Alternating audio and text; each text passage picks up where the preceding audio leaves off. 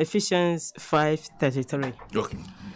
Nevertheless, let every one of you in particular so love his wife even as himself, and the wife see that she reverence her husband. Now let's go into the commentary of that very scripture. It says the wife needs to know she is loved, and the husband needs to know he is respected. But both need love and respect to thrive. If you both thrive to show both love and respect to your spouse, your marriage life would improve.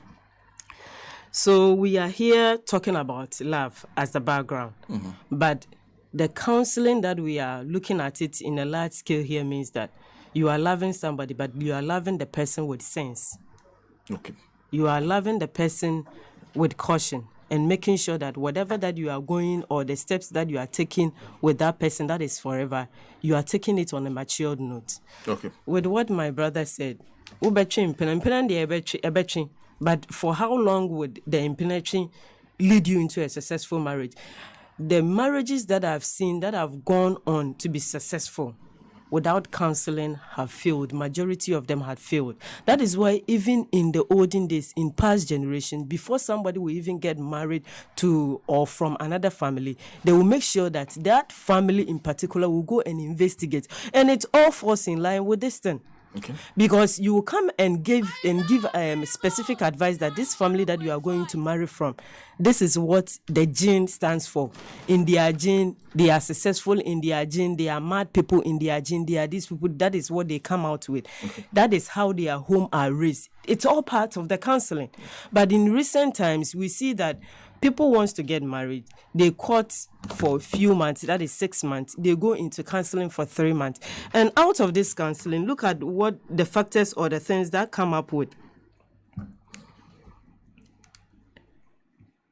My people are really on standby listening to what I'm saying, and I know.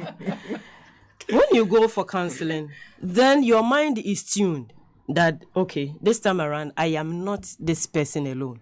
It is we. Your mind changes from I to we. You go from like you are just the two of you having an affair or going out for a couple that would be a role model in the society. An example that I can give to you is a former place that I was staying. Prof, there were two people who were dating in a relationship. They could fight, and the fight that will come out, they will make sure that out of that fight that will come out, one of them will bleed. They were dating, they were courting, the two of them were staying together. This is a relationship, like my brother was saying. Master PhD, emeritus degree, they were doing a lot of harmful things to themselves. And that relationship wasn't a role model couple relationship to the society. Now, let's move on from there. When you go into counseling for that period of time, you get to learn about forgiveness, being able to forgive your partner, being able to learn about your premarital stuffs, being able to understand the background of your spouse's family, where he or she is coming from. And then you adjust that, okay, when we get married, we are having this number of children. When we get married, this is how we will spend. When we get married, this is my behavior. But for the sake of you, for the sake that the two of us are coming together, I have to adjust certain things. But these things doesn't really occur when people are in a relationship and they want to settle down. So I believe that taking all these things into consideration, it is very wise. It is very advantageous to society to make sure that you undergo counseling, because even in the previous times that we didn't go for counseling, it was your family that will go and do investigation for the family that you are entering into, and it was a form of counseling. So why would you just get up and then go and marry somebody that you have no pre-knowledge of, no prerequisites information about, and then want to settle down?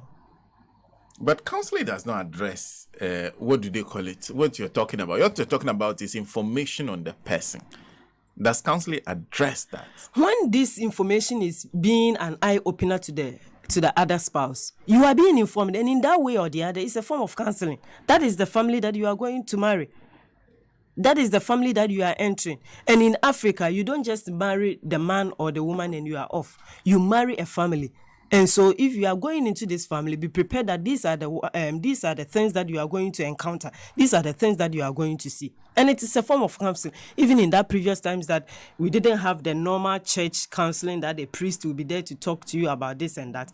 That form of investigation or information that is being poured to you is a form of counseling. Because these are the people you go and encounter on your way or in the course of your staying with your spouse in the marriage. Well, I'll come to Aisha shortly. But just this is Kojo Fiagbe. Counseling in general has no proper